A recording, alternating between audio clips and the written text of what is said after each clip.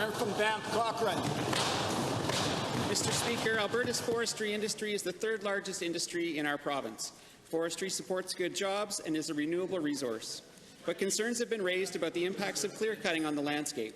Can the Minister of Agriculture and Forestry explain what his department is doing to address these concerns? Minister of Agriculture and Forestry. Thank you, Mr. Speaker, and to the member. Our government is committed to the protection of the land, water, and environmentally sustainable industry practices. We will continue to monitor harvest operations to ensure companies maintain high standards. In cases where communities have raised concerns over operations in their areas, my department officials have worked closely with concerned citizens and the industry to modify operations to increase buffers for habitat, watersheds, and other valuable parts of the landscape. We're also looking at changing the directive on structural retention in harvest areas. This will clarify what portion of trees and large stands are expected to be left in a cut block. This directive remains under consultation with stakeholders. Thank you, Honourable Minister. First supplementary. Thank you, Mr. Speaker. Given that a significant amount of timber harvesting in our province occurs in the traditional territories of Indigenous Albertans, to the same minister, can he tell the House how our government is partnering with Indigenous groups to ensure their valid issues are addressed? Honourable Minister.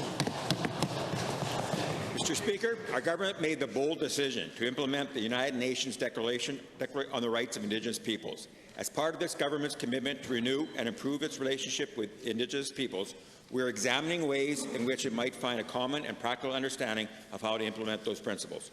That work is ongoing. This will be an evolving conversations with our Indigenous partners. The Department has also awarded timber quotas to a number of Indigenous communities. I am heartened to hear of new partnerships being formed between forestry companies and Indigenous communities. Second supplemental. Thank you, Mr. Speaker. Given that the softwood lumber agreement expired last October, and given that this is a very sensitive issue and many in the industry are relying on Alberta's leadership on this file, can the minister tell the House what his department is doing to ensure Alberta's interest is looked after? Honourable Minister. Mr. Speaker, the Canada-U.S. softwood lumber agreement expired on October 12, 2015. Discussions have begun between Canada and the U.S. to negotiate a new agreement. Canada's forest industry relies significantly on exports. It is very important for our province that Alberta's companies have secure markets for their lumber. Alberta would be supportive and would support an extension of the recently expired agreement. There's currently a one-year standstill agreement where we can negotiate the softwood lumber agreement.